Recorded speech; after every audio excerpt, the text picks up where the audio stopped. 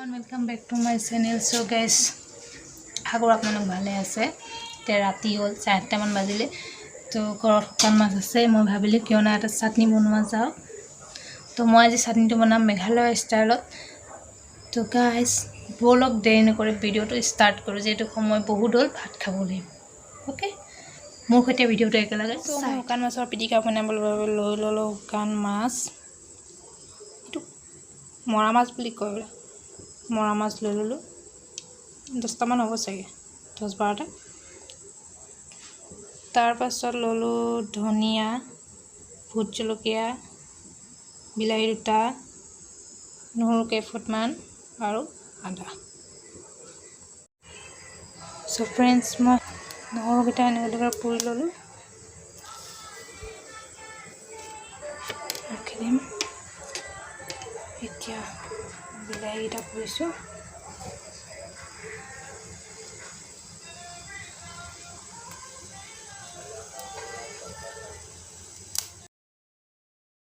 মই টাৱাখনত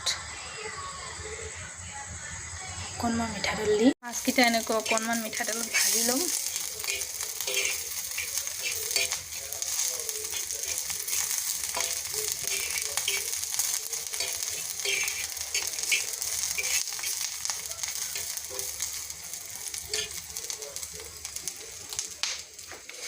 তো আমাৰ চাটনি বনাবৰ কাৰণে ডিশ অলমোস্ট ৰেডি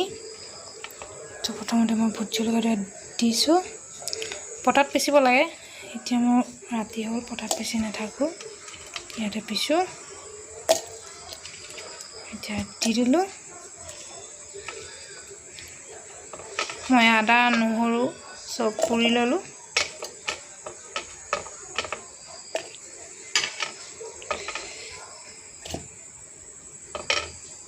বিলাহীটো দিলো ধনিয়াখিনি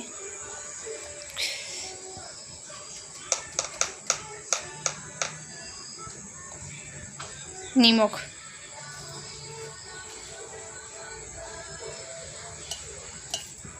বাস এখানে মই এতিয়া মিক্সার আমার চাটনি বিলকুল রেডি জ্বলাও হৈছে বহুতে এতিয়া খালি মই ইয়াত অকণমান নেমু চেপি দিওঁ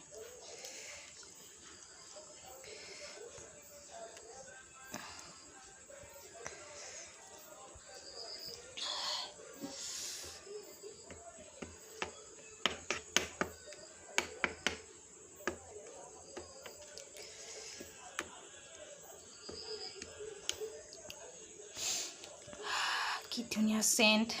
আপোনাক ক'বই নালাগে তো ফ্ৰেন্ডছ ৰেচিপি সো গাইস ৰেচিপিটো কেনেকুৱা পালে যদি ভাল লাগিলে এটা লাইক কৰি দিব